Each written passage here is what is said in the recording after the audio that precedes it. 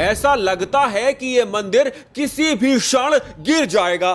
पत्थर हवा में लटके हुए हैं। भूतों ने रातों रात बना दिया था इस मंदिर को। सुबह होते ही अधूरा छोड़कर चले गए। वैज्ञानिक भी हैरान हैं कि बिना सीमेंट और गारे के यह मंदिर बनाया कैसे गया। इतने भारी भरकम पत्थर जो आसपास कहीं मिलते भी नहीं, वो यहां तक कैसे लाए गए। और सबसे बड़ी बात, इतनी आपदाएं, बाढ़, भूकंप आने के बाद भी ये मंदिर खड़ा कैसे है। सनातन संस्कृति की वास्तुकला का जीवित प्रमाण ये मंदिर आज गुरुत्वाकर्षण और भौतिक विज्ञान के नियमों को चुनौती दे रहा है। तो आशा करता हूं कि इस वीडियो को अंत तक देखेंगे और जानेंगे कि क्या यह सत्य है कि इस मंदिर को भूतों ने एक रात में बनाया था, या फिर सत्य कुछ और है।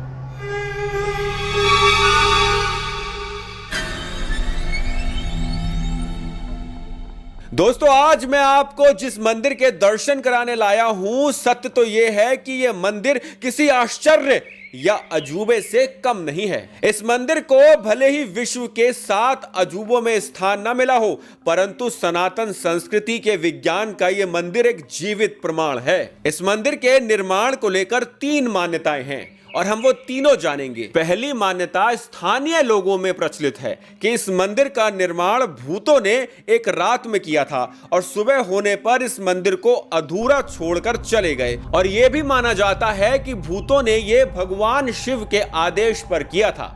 अब भगवान शिव सबके हैं, चाहे वो भूत हो, चाहे नर हो, नारी हो, किन्नर हो, नाग हो, सब भगवान शिव के गढ़ हैं।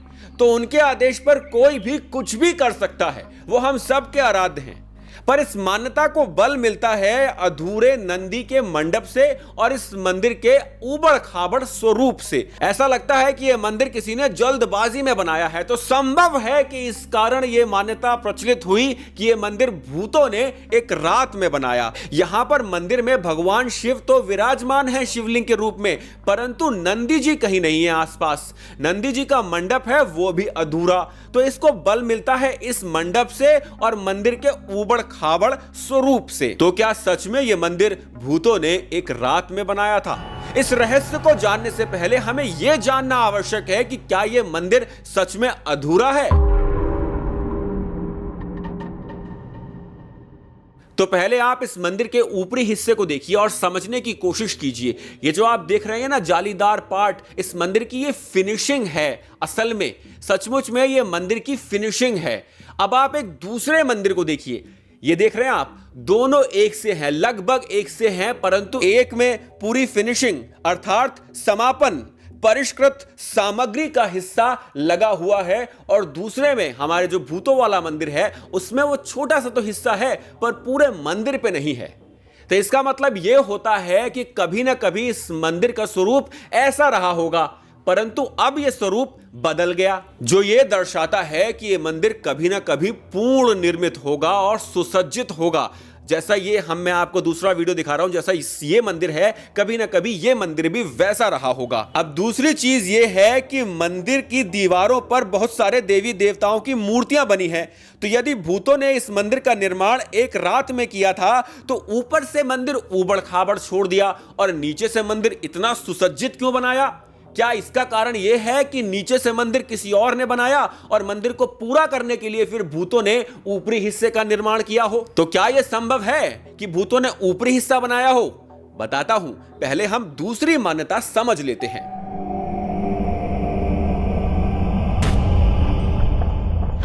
मध्य प्रदेश के ग्वालियर से 40 किलोमीटर दूर मुरैना के सिहोनिया में भगवान शिव को समर्पित इस मंदिर के बारे में ASI का मानना है कि इस मंदिर को 11वीं सदी में कश्यप घात वंश के महाराज कीर्तिराज की पत्नी ने बनवाया था, क्योंकि वो शिव भक्त थी और आसपास कोई शिव मंदिर नहीं था। अच्छा, कश्यप घात का अर्थ होता है कछुआ मारने वाला। ये लोकल्स ने मुझे बताया।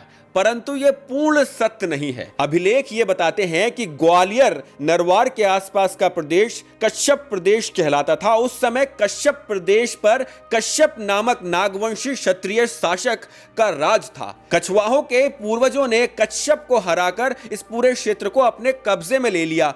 कश्यप को पराजित करने के कारण उन्हें यह नाम मिला कश्यप घात। 10वीं से 12वीं शताब्दी तक उन्होंने मध्य प्रदेश के कुछ हिस्सों पर शासन किया। यहां पास में ही मितावली में 64 योगिनी मंदिर भी है, जो कश्यप घात शासक देवपाल द्वारा बनवाया गया था।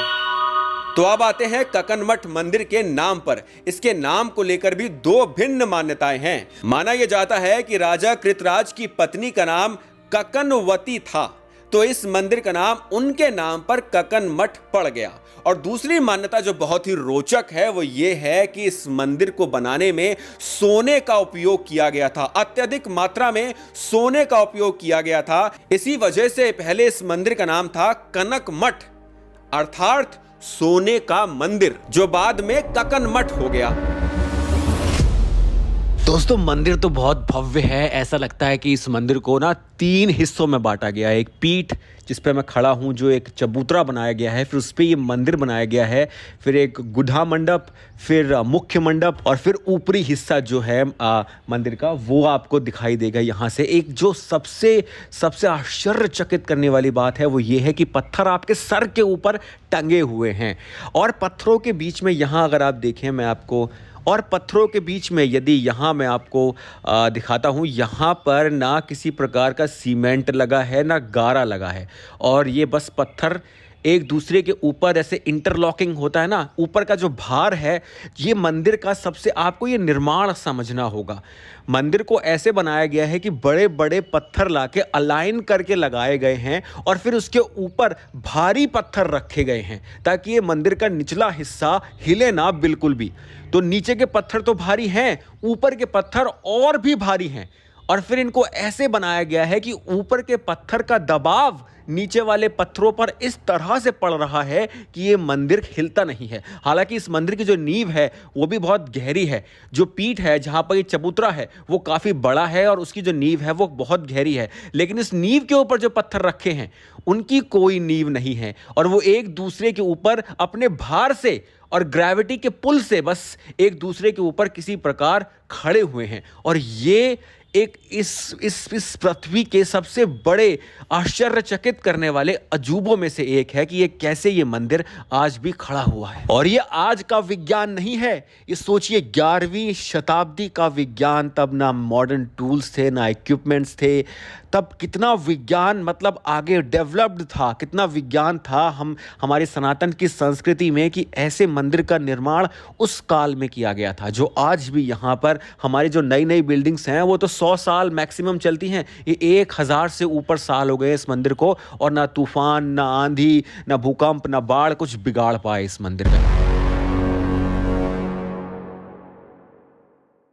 तो अब आते हैं आखिरी मान्यता पर। मंदिर की सीढ़ियों के बीच में एक छोटा सा चक्र बना हुआ है, जो संभवतः कभी घूमता होगा। अब तो ये हिलता भी नहीं, जाम हो गया है, परंतु ये इस मंदिर की तबाही का मुख्य कारण हो सकता है। इस चक्र को घुमाने से तहखाने तक पहुंचने का दरवाजा खुलता था, और फिर आप एक सुरंग के रास्ते पास में ही स्थित हनुमान मंदिर तक पहुंच सकते थे। ये यहां पर लोकल्स ने मुझे बताया है, जो मैं आपको यहां बताने का प्रयास कर रहा हूं, कि इस चक्र को घुमाने से तहखाने का रास्ता खुलता था, और तहखाने से ही एक सुरंग थी जो पास में ही स्थित हनुमान मंदिर तक पहुंचती है। तो संभव है कि इस मंदिर में अपार सोने का भंडार रहा होगा। क्यों रहा होगा, इसके पीछे भी एक कारण है। वो ये है कि इस मंदिर को सोने का बनाने के पीछे चंडेल वंश द्वारा बनाए गए खजुराहो के मंदिर से बेहतर मंदिर बनाने की होड़ हो, और इसी कारण इस मंदिर को सोने का बनाया गया हो। वहां जो मंदिर हैं वो तो पत्थर के बने हैं,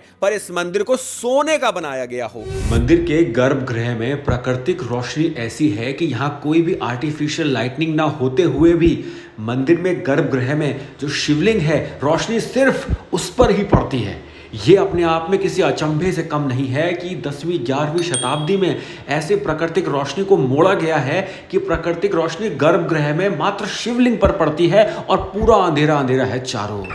संभव यह भी है कि यह चक्र ही वो मैकेनिज्म हो जो मंदिर को सेल्फ डिस्ट्रक्ट यानी कि आत्मविनाश की ओर ले जाता हो। आत्मविनाश इसलिए कि राजाओं को पता था कि कभी ना कभी हमारी राजधानी पर आक्रमण होगा तो सोना लूटने का प्रयास किया जाएगा। तो सोने के भंडार को बचाने के लिए इस मंदिर का निर्माण कुछ इस तरह से किया हो कि यह अपने आप ही अपने विनाश की ओर अग्रसर हो जाएगा। अभी तो फिलहाल तहखाने को बंद कर दिया गया है और ये जो चक्र है ये हिलता भी नहीं है। तो संभव ये है कि मुगल आक्रांताओं ने जब इस मंदिर पर आक्रमण किया होगा तो उस सोने के भंडार तक पहुंचने का प्रयास भी किया होगा। अब प्रयास में विफल होने के बाद यानी कि सफल ना होने पर उन्होंने इस मंदिर में तोड़फोड़ मचाई होगी। जो मूर्तियां हैं वो यहां पे काफी खंडित हो गई हैं। ऊपर का हिस्सा काफी ऐसा लगता है कि टूट फूट गया है। पत्थर भी बस हवा में ही लटके हैं। पर इस मंदिर को तोड़ा अवश्य गया है। यह तो आपको दिखता है इस मंदिर के स्वरूप से कि इस मंदिर को तोड़ने का भयंकर प्रयास किया गया है और एक बार नहीं, हो सकता है कई प्रयास किए गए हों। यहां से मूर्तियां भी लूटी गई होंगी और हो सकता है सोना जो ऊपर लगा हो मंदिर के उसको भी लूटा गया हो। यहां पर मूर्तियों को तोड़ा गया होगा, मूर्तियां लूटी भी गई होंगी और हो सकता है जो सोना लगा हो मंदिर के ऊपर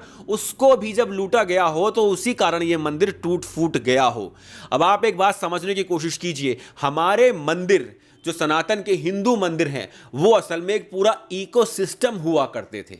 वहां से ही पूरा जो नगर है वो चलता था। वो इकोनॉमिक जोन हुआ करते थे, एक पावर सेंटर हुआ करते थे। तो इसी वजह से वो मंदिर काफी संपन्न थे, धनवान थे। और सबसे पहले जो आक्रांता आए, मुगल आए, उन्होंने मंदिरों को लूटा। बाद में जब अंग्रेज आए तो उन मंदिरों में जो हजारों साल पुरानी मूर्तियां थी उनको भी लूटा गया। तो संभव है कि लूटपाट के बाद जो मंदिर बचा हो उसे फिर प्राकृतिक आपदाओं जैसे बाढ़, भूकंप ने उसको फिर ऐसा स्वरूप दे दिया हो जो आज हमें सामने देखने को मिलता है। भूतों वाली थ्योरी को मैं मना नहीं करता, मैं डिनाई नहीं करता किसी की भी थ्योरी को। सबकी अपनी अपनी आस्थाएं हैं, सबकी अपनी अपनी धारणाएं हैं। परंतु यह मंदिर लूटा गया है, फिर तोड़ा गया है, फिर प्राकृतिक आपदाओं ने इस मंदिर का स्वरूप ऐसा कर दिया है जैसा यह अब है। पर एक बार सोचिए, सर आप सोचिए, इस मंदिर को देखिए और सोचिए कि इस मंदिर की वास्तुकला कैसी रही होगी। इतने भूकंप, बाढ़, आक्रमण के बाद भी यह मंदिर अखंड खड़ा है, जो भगवान शिव के आशीर्वाद से ही संभव है। यह अभी हजारों साल ऐसे ही विद्यमान रहेगा, मुझे पूर्ण विश्वास है। मंदिर की दीवारों पर भगवान गणेश और विष्णु की भी मूर्तियां बनी हैं। मेरे लिए तो यह मंदिर भगवान शिव की शक्ति का एक ऐसा प्रमाण है, ऐसा जीवित प्रमाण है जो किसी चमत्कार से कम नहीं। क्योंकि आसपास के छोटे मंदिर ध्वस्त हो चुके हैं, तबाह हो चुके हैं, परंतु ये 120 फीट ऊंचा ये मंदिर जो एक काफी ऊंचे चबूतरे पर बना है और सारे पत्थर हवा में लटक रहे हैं। भौतिक विज्ञान, गुरुत्वाकर्षण सब फेल कर दिए, इस मंदिर ने सारे नियम फेल कर दिए। अखंड खड़ा है और प्रमाण दे रहा है कि 11वीं शताब्दी में भी हम निर्माण वास्तुकला में कितने निपुण थे। हमारा इतिहास, हमारे पूर्वज, उनकी टेक्नोलॉजीज कितनी आगे थी। जरा सोचिए, इतने बड़े बड़े पत्थर ऊपर लगाए गए, इस मंदिर को कितना भव्य बनाया गया होगा। समय है, समय बदलता रहता है, इतिहास भी बदलेगा। आज जो इतिहास है वो भी कल नहीं रहेगा, आप नहीं रहेंगे, मैं नहीं रहूंगा, परंतु ये मंदिर संभव है कि आने वाले 1000 साल तक ऐसे ही खड़ा रहे। आशा करता हूं कि आपको वीडियो पसंद आया होगा। यदि पसंद आया है तो एक बार इस मंदिर पर अवश्य आइएगा, इस मंदिर को देखते ही बनता है। और वीडियो अगर बहुत पसंद आया है तो लाइक, कमेंट, शेयर अवश्य कीजिएगा। कुछ नई जानकारी मिली है आपको अपने सनातन, अपने इतिहास के बारे में, तो आप मेरी फाइनेंशियली सहायता भी कर सकते हैं। यदि आप चाहें तो ये मेरा बैंक अकाउंट नंबर है, पेटीएम यूपीआई आईडी है, जिससे भी आप चाहें सहायता कर सकते हैं। और नहीं भी कर पाएंगे परंतु आपने वीडियो यहां तक देख लिया है तो आपने पहले ही मेरी बहुत सहायता कर दी है। बोलिए हर हर हर हर महादेव।